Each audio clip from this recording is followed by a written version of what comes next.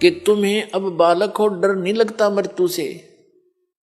तुम ये सोच रहे हो नहीं, आदमी 100 वर्ष तो जीवित रहता ही है व्यक्ति। और जो यही आशा लेकर जी रहा था, 20 वर्ष का मर गया, कोई 30 का मर गया, कोई 5 वर्ष का मर गया, उसको तो हम इत्तेफाक मानते हैं।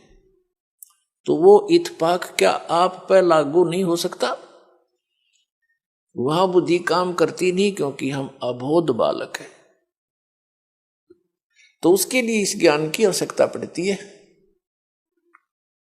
फिर आपकी रुचि न्यारी बनेगी समाज से, और आपका रह रहकर सत्संग माने को दिल करेगा। जब आपकी रुचि संसारिक बकवादों से हटकर बीड़ी, शराब, मांस, तमाकू, नाचा गाना, बेमतलब की चोरी, हेरा फेरी, जारी और रिश्वतखोरी, इनसे हटकर आप सही लाइन पर आओगे तो अन्य व्यक्तियों को फिर अच्छे से नहीं लगोगे, न्यों कहेंगे मूर्ख हो गया। तो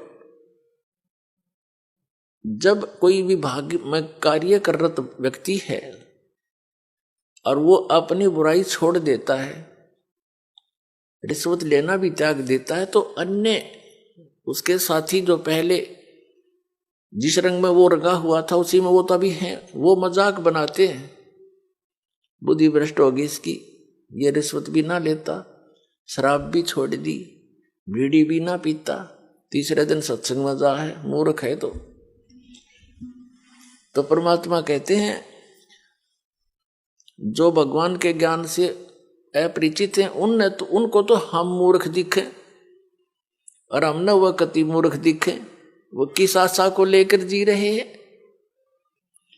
बिन उपदेश अचंभ है क्यों जीवत है प्राण, और भक्ति बिना कहाँ ठोर है ये नर नाही पाषाण।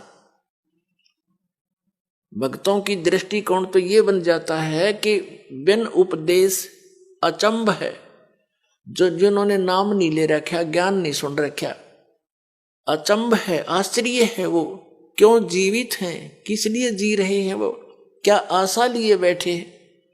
और भक्ति बिना कहाँ ठोर है ये नर नहीं, ये तो पत्थर है। अब फिर क्या बताते हैं कि संत भक्त जब इस बात से परिचित हो जाते हैं, परमात्मा के ज्ञान पर दृढ़ हो जाते हैं, वो संसार की दृष्टि में मूर्ख दिखाई देते हैं।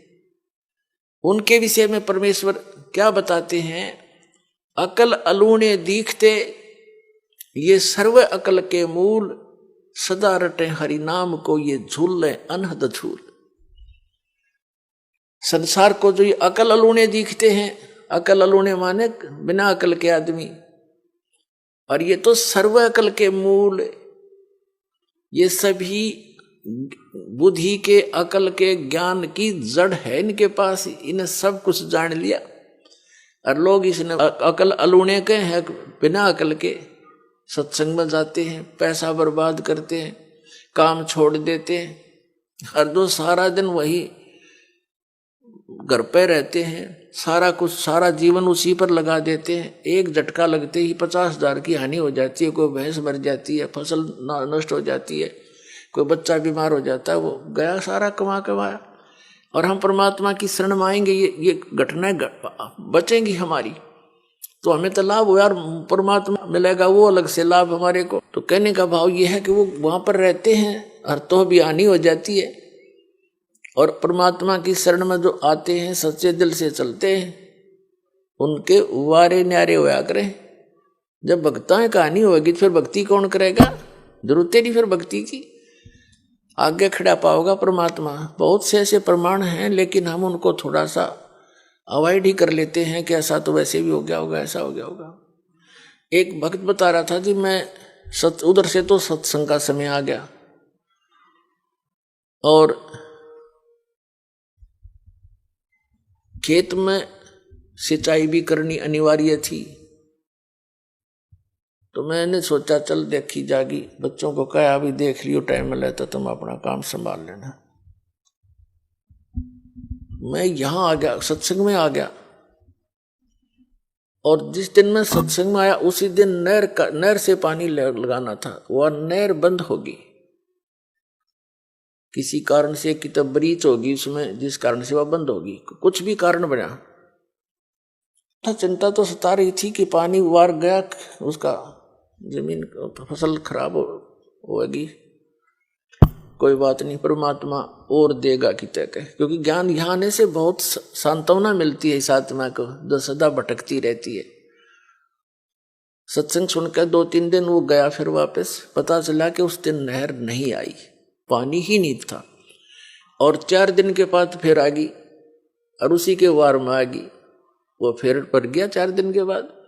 तो ये चाहे इत्तेफाक हो, पर उसका दृढ़ पक्का विश्वास हो गया कि सचमुच भगवान जो चाहे सो कर दे। तो इस तरह की घटना हमारा गेल घटा करेंगी, क्योंकि भगवान ऐसा ही काम करता है। अपने जन के लिए कहते 100 साल सिद्धर मैं करूं अपने जन के काज, एक मेरे ऊपर विश्वास तो करके देखो।